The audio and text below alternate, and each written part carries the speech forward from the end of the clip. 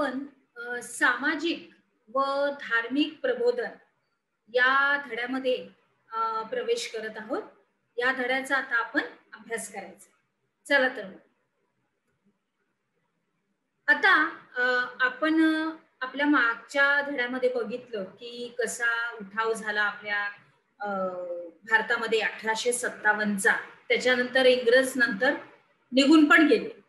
आता आपलं भारतीय प्रबोधन, आता आपल्या देशातले काही नेते, काही सुधारणा, काही चळवळी आता आपण बघणार आहोत.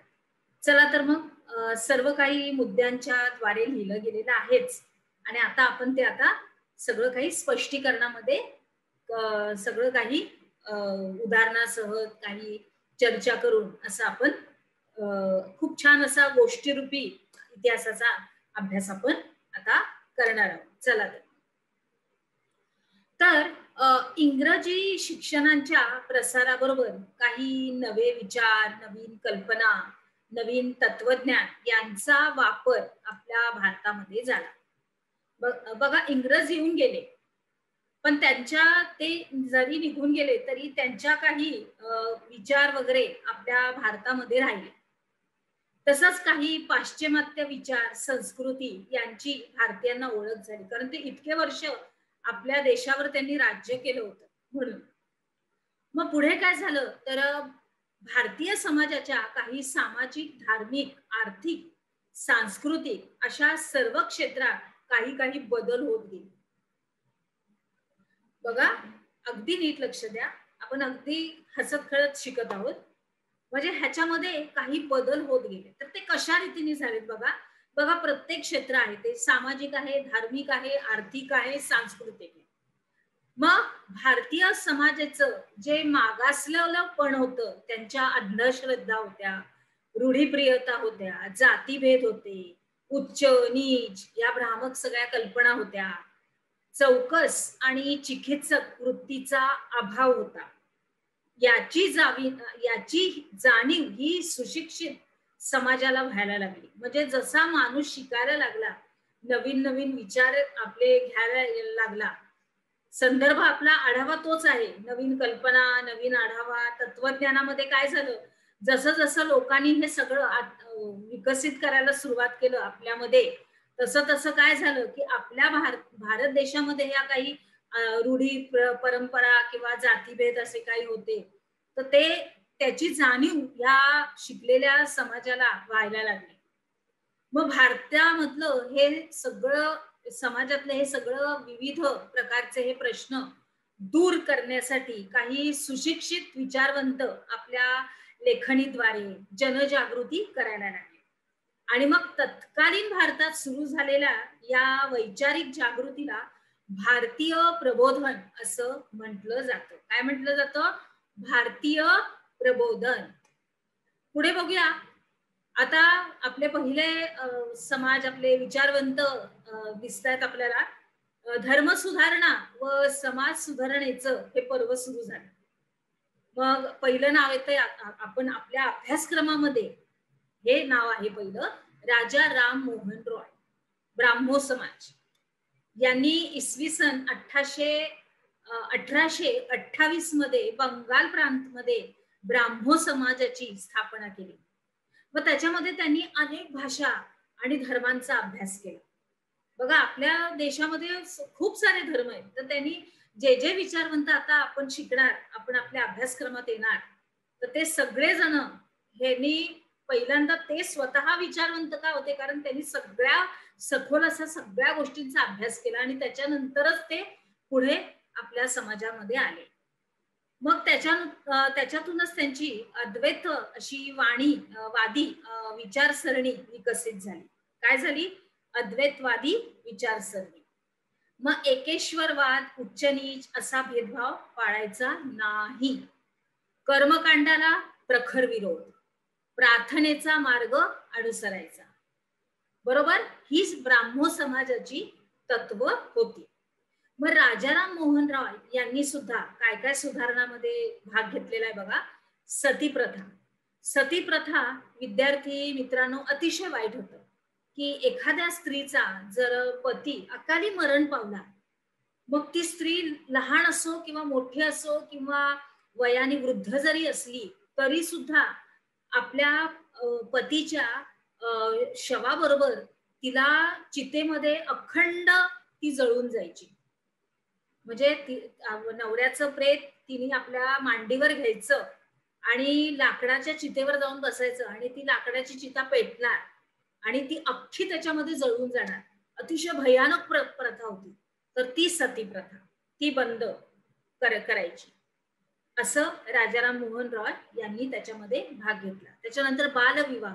बालविवाह म्हणजे जेव्हा काहीच बालवयामध्ये ज्यांना काहीच कळत नाही अशा अवस्थेमध्ये त्यांची लग्न लावायची. नंतर पडदा पद्धती, स्त्रियांनी पडद्यामध्ये राहायचं, या सगळ्यांना त्यांनी कडाडून असा विरोध केला विद्यार्थी मित्रांनो. त्याच्यानंतर मग विधवा विवाह. जर का आता सतीची कायदा बंद झाला तर मग विधवा झालेल्या व्यक्तीने आयुष्यभर तसंच राहायचं का? जर का तरुणपणात जर पती वारला तर तिने परत दुसरा पती करायचा. त्याच्यानंतर स्त्रियांचं शिक्षण, स्त्रियांनी शिक्षण घेतलं पाहिजे. या सगळ्यामध्ये त्यांनी अगदी समर्थन केलं. कोलकाता येथे त्यांनी हिंदू कॉलेजची स्थापना केली आणि त्याचप्रमाणे संवाद कौमुदी या वृत्तपत्राद्वारे पूर्णपणे जनजागृती केली. त्यांचं छायाचित्र आपण बघतच आहोत. खूप छान विचारवंत होऊन गेलेले आहेत आपल्या भारतामध्ये. आता आपण एकेकांचा अभ्यास करणार आहोत जे आपल्या अभ्यासक्रमामध्ये आहेत त्यांचा. पुढे आलेले आहेत आपले दादोबा पांडुरंग तरखडकर. त्यांचा छायाचित्र आपण बघतच आहोत. प्रार्थना समाज यांनी इसवी सन 1848 साली मुंबई येथे परमहंस संस्थेची स्थापना केली आणि मग पुढं परमहंस सभा ही विसर्जित झाल्यानंतर तिच्याच काही सभासदांनी प्रार्थना समाज हा स्थापन केला. मग दादोबांचे बंधू डॉक्टर आत्माराम पांडुरंग हे प्रार्थना समाजाचे पहिले अध्यक्ष होते आणि मग या संस्थेला मुंबई संपूर्ण विद्यापीठातील तरुण पदवीधर मिळाल्यामुळे त्यांची प्रतिष्ठा वाढली. बघा आता आपल्या देशातील लोक शिक्षण घेऊ लागले, नवीन नवीन सुधारणा व्हायला लागल्या, नवीन कल्पना यायला लागल्या. समाजातल्या संपूर्ण पोकळ अंधविश्वास हळूहळू कसा दूर होत गेला ते आता आपण पाहतोय. त्याच्यानंतर न्यायमूर्ती महादेव गोविंद रानडे, डॉक्टर रा गो भांडारकर यांनी प्रार्थना समाजाचं हे कार्य पुढे चालवलं. मग मूर्तीपूजेला कडाडून विरोध, एकेश्वरवाद, कर्मकांडाला विरोध, ही प्रार्थना समाजाची काही तत्व होती. आणि मग उपासना आणि प्रार्थना याच्यावरती जास्त त्यांचा भर होता. मग प्रार्थना समाजाने सामाजिक सुधारण्यासाठी काही अनाथालय उघडली, काही स्त्री शिक्षण संस्था चालू केल्या, कामगारांच्यासाठी रात्र शाळा चालू केल्या, त्याच्यानंतर दलितांसाठी काही संस्था सुरू केल्या. बघा किती छान सुधारणा तेव्हापासून सुरुवात आली. म्हणून आज आपला भारत देश किती अभिमानाने आपण बोलू शकतो की आपण ह्या भारताचे नागरिक आहोत. पुढे पहा, प्रार्थना समाजाचे महर्षी विठ्ठल रामजी शिंदे यांनी डिप्रेस्ड क्लासेस मिशन स्थापना करून या माध्यमातून सामाजिक काही समस्या सोडवण्याचा पूर्णपणे प्रयत्न केला. त्याच्यानंतर आले आपले महात्मा ज्योतिराव फुले. त्यांचं छायाचित्र आपण बघत आहोत. सत्यशोधक समाज म्हणजे इसवी सन 1873 मध्ये सत्यशोधक समाजाची त्यांनी स्थापना केली. या समतेच्या तत्वावर आधारित असा समाज निर्मितीसाठी त्यांनी या सगळ्या सत्यशोधक समाजाने कार्य केलं. त्यांनी स्पृश्य अस्पृश्यतेला विरोध केला. स्पृश्य अस्पृश्य म्हणजे विद्यार्थी मित्रांनो, आपल्या भारतामध्ये काही दलित वर्ग आहे, जसा की महार, तर चांभार, तर जसा की महार, चांभार, तर या लोकांनी आपल्या घराच्या आवारात यायचं नाही आणि त्यांनी जर पाणी मागितलं तर वरून असं मडक्यात त्यांच्या पाणी असं टाकायचे, ते भाकर तुकडा सुद्धा असा फेकून त्यांना ते द्यायचे. त्यांचं सकाळी सकाळी तोंड बघायचं नाही. म्हणजे असा हा दलित वर्ग. तर त्यांना या गोष्टीला आपल्या महात्मा फुलेंनी अगदी कडाडून विरोध केला की हे चालणार नाही, अजिबात चालणार नाही. सगळी माणसं ही एक समान आहेत, स्पृश्य अस्पृश्य असं करायचं नाही. त्यांनी त्यांच्या घागरीला स्पर्श करायचा नाही, असं खूप म्हणजे आपल्या ह्याच्या या समाजामध्ये आपल्या अशी अंधश्रद्धा होती, असं काही रूढी होत्या. त्या त्या या वाईट गोष्टीला त्यांनी कडाडून विरोध केला. त्याचबरोबर त्यांनी बहुजन समाजाच्या शिक्षणाचा प्रसार केला. त्याच्यानंतर आपले महात्मा ज्योतिराव फुले यांनी ब्राह्मणाचं कसब आणि गुलामगिरी, शेतकऱ्यांचा असूड, सार्वजनिक सत्यधर्म अशा पुस्तकांच्या माध्यमातून आपलं समाज प्रबोधन केलं. म्हणजे समाजाला सुधारण्याचं कार्य हे सगळे विचारवंत करत आलेले आहेत. त्याच्यानंतर स्त्री आणि पुरुष असा माणसामध्ये भेद निर्माण करणाऱ्या सगळ्या चालीरीतीवर यांनी कडक टीका केली, विरोध केला की असं नाही करायचं. सगळी माणसं एक समान आहेत, परमेश्वराची सगळी लेकरं आहेत. बरोबर. पुढे आर्य समाज. आता याच्यामध्ये आपण बघतोय स्वामी दयानंद सरस्वती, त्यांचं छायाचित्र आपण बघतोय.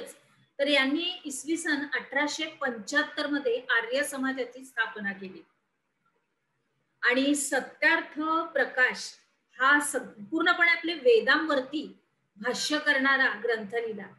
आठवलं विद्यार्थी मित्रांनो आपले ग्रंथ? सामवेद, अर्थवेद, ऋग्वेद आठवले ना? ते सगळे वेद, ते सगळे आपले वेद, त्यांच्यावर भाष्य करणारा एक ग्रंथ लिहिला. आणि प्राचीन वैदिक धर्म हाच खरा धर्म असून त्याच्यामध्ये जातीपातीला स्थान नाही. त्याच्यानंतर स्त्री आणि पुरुष यांना समानता असली पाहिजे असं प्रतिपादन केलं. त्याच्यानंतर वेदांकडे परत चला असे आर्य समाजाचे एक ब्रीद वाक्य होते, घोषित वाक्य त्यांचं. त्याच्यानंतर आर्य समाजाच्या ह्या संपूर्ण आपल्या भारतामध्ये, पूर्ण आपल्या भारत देशभर ह्या शाखा उघडल्या गेल्या.